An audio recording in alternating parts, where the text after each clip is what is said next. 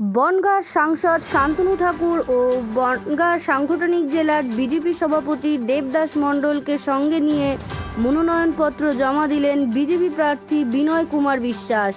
কয়েকশো বিজেপি কর্মী সমর্থক মতিগঞ্জ থেকে মিছিল করে বনগাঁ মহকুমা শাসকের অফিসে আসে।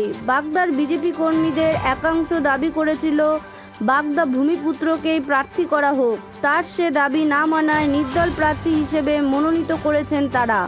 সে বিষয়ে বিনয়বাবু বলেন, দল যাকে মনোনীত করবে সেই প্রার্থী হয়ে লড়াই করবে। যে কেউ প্রার্থী হতেই পারে, সেটা তার গণতান্ত্রিক অধিকার।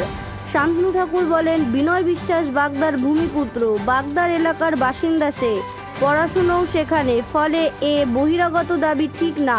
পাশাপাশি লোকসভাতে নির্দল দাঁড়িয়েছিল 3 কোটি টাকা খরচ করে, 2500 ভোট মেলেনি। 50 জন নির্দল দাঁড়িয়েও কোনো লাভ হবে? জয়ের ব্যবধান আরও বাড়বে। এটাই বলবো, আগামী দিন আমাদের লড়াই আছে, কিন্তু আমরা জিতবো। আমাদের একটাই লক্ষ্য, আমরা বাগদা জিতবো, চোরমুক্ত বাগদা করবো। দল যাকে দায়িত্ব দেয়, যাকে টিকিট দেয়, সে তো লড়ে। সবার একটা সাধারণ সিদ্ধান্ত আছে, সে লড়েছে, সবার মৌলিক অধিকার আছে, সে লড়তেই পারে। আমরা নির্দল নিয়ে ভয় পাচ্ছি না, কোনো ব্যাপার নেই। আমাদের প্রধান প্রতিপক্ষ তৃণমূলই হচ্ছে। 100% আমরা জিতবো, আমাদের কোনো সংশয় নেই জিততে। আমরা মানুষের জন্য বিকাশ, মানুষের পাশে থাকা, মানুষের সুখে দুঃখে সবসময় মানুষের পাশে থাকবো। মানুষের যে প্রয়োজন, সেই প্রয়োজন আমরা পুরো করবো। আমরা 35 থেকে 40 হাজার ভোটে জিতবো। আমরা তো ভোট লড়বো অবশ্যই বাড়ানোর জন্য।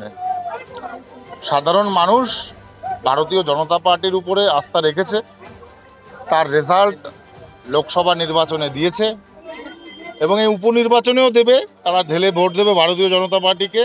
কারণ মাননীয় প্রধানমন্ত্রীজির গত 10 বছরে যে উন্নয়ন হয়েছে, বনগাঁ লোকসভা তার প্রতিফলন পেয়েছে, যে কারণে লোকসভা বিপুল ভোটের মার্জিনে জিতিয়ে আজকে ভারতীয় জনতা পার্টিকে উপহার দিয়েছে। তো এ নির্বাচনেও আমরা জিতবো, আমরা সম্পূর্ণভাবে আশাবাদী। আপনারা দেখেছেন, স্বঘোষিত একজন মতুয়া মাতা ছিলেন, তিনি 3 কোটি টাকা খরচ করে 2500 ভোট পেয়েছিলেন, জামানত বাজেয়াপ্ত হয়ে গেছে। অতএব এই বিষয়ে আমি আর বিশেষ কোনো কথা বলতে চাই না। ঠাকুরবাড়ির প্রতিনিধি হলেই যে তাকে জেতাতে হবে এরকম কোনো কথা নেই। সেই ঠাকুরবাড়ির প্রতিনিধিদের কতটা কর্ম অবদান আছে সেটা মানুষ দেখবে। শান্তনু ঠাকুরকে মানুষ জিতিয়েছে হাওয়ায় নয়, তার কর্ম অবদানও দেখেছে। ঠাকুরবাড়ির লোক হিসেবে শান্তনু ঠাকুরকে শুধু জেতায়নি, অবশ্যই তার কর্ম অবদান ছিল, মানুষের পাশে ছিল, দলের পাশে ছিল, সবার সঙ্গে সম্পর্ক রেখেছে বিদায়, ঠিক আছে, মাননীয় প্রধানমন্ত্রীজির মুখ উজ্জ্বল করেছে। তো সেখানে যে কেউ ক্যান্ডিডেট হতে পারে। এখানে তৃণমূল ভার্সেস ভারতীয় জনতা পার্টি, ভারতীয় জনতা পার্টি ভার্সেস তৃণমূল, এখানে আর কোনো কিছু আমরা দেখবো না। আমরা সঠিকভাবে যে লড়াইটা দেওয়া সেটা আমরা দেবো আমাদের দলের পক্ষ থেকে।